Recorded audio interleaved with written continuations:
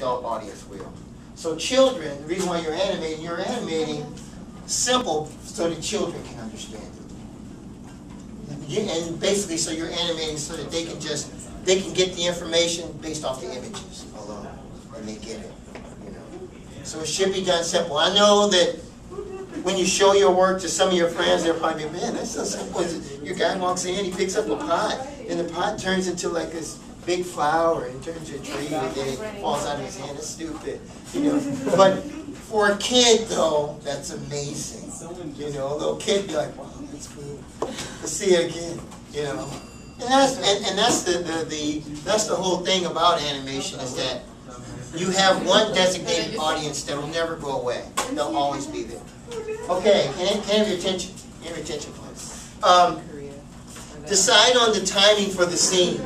This will tell you approximately how many drawings you need. If sound and timing are the two hardest things to actually learn. Timing is I like to think of timing being a personal thing. It's personal. Meaning that timing by definition is the speed of the action in the scene. The only thing about timing is that timing can't be, in other words, you can get a book, you can get the Hallis, the Whitman, I think it's Whitaker and Hallis book, you can get John's book, and you can look it up, and you can probably read it. The only thing is that book it's not gonna tell you about timing. It's just not. It's just not. Timing has a lot to do with your character and your character alone.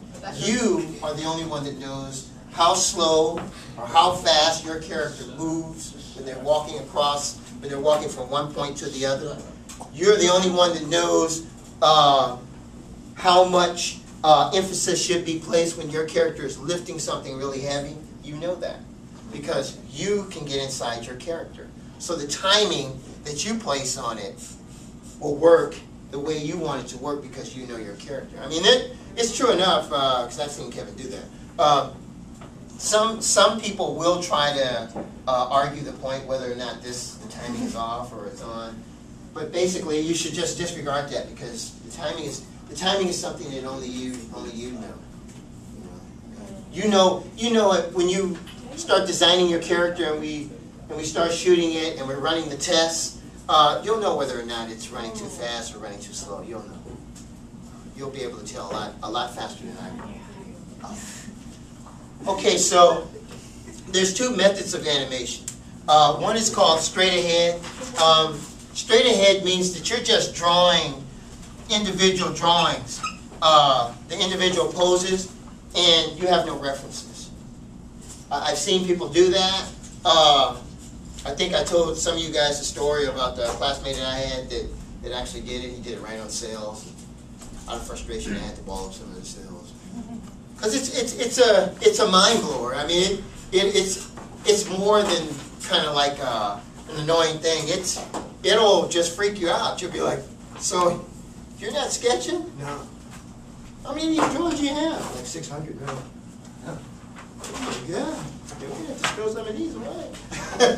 You know, I mean, some people don't need reference drawings, so they don't have to incorporate Stickman at all. They don't need Stickman.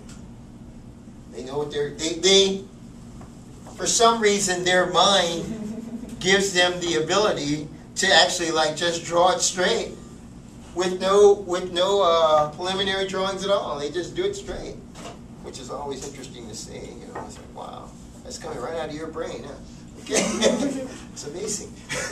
Most of us start this way, the pose-to-pose way, where we use like references, and then we gravitate to this method. Most of us do it one way, and then after we've drawn it and drawn our character so many times, we know what the character looks like. Once you know what your character looks like, you can do it. You can do straight ahead, sort of easy. But I'll just say this, sometimes, because if you belong into this group, sometimes you'll find that just because you can design the character straight ahead doesn't mean that you can always stay that focused.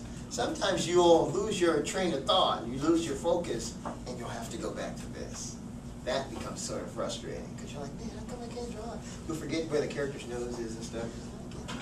You know, I would suggest at that point, if you're in the class and you're working on your work, don't ball up all your papers. Okay? Keep some. Some of them are still good. You know, taking them all out of frustration and ripping them all up, that just means you have to start all over again. And that's throwing you back. Okay? And because I've had a couple of students, well, not too many, but a couple of students actually indicate that to me. Well, Mr. Henderson, you saw me the other day. I balled up some of those drawings. I had to throw all of them away.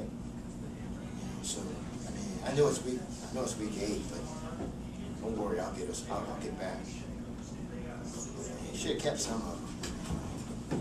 Man, how many did you throw away? About 100. Yeah, that's bad. Yeah, that's really bad. That was all your work right there. Oh no. And we had, what I'm going to suggest to you guys, also, and I should have mentioned this earlier, in this class, if you want, you can create a stop motion. You don't have to do a hand-drawn animation. I knew it. You can do a stop motion if you want. The cameras are detachable. They can come off of that apparatus. We can take the cameras off. The thing about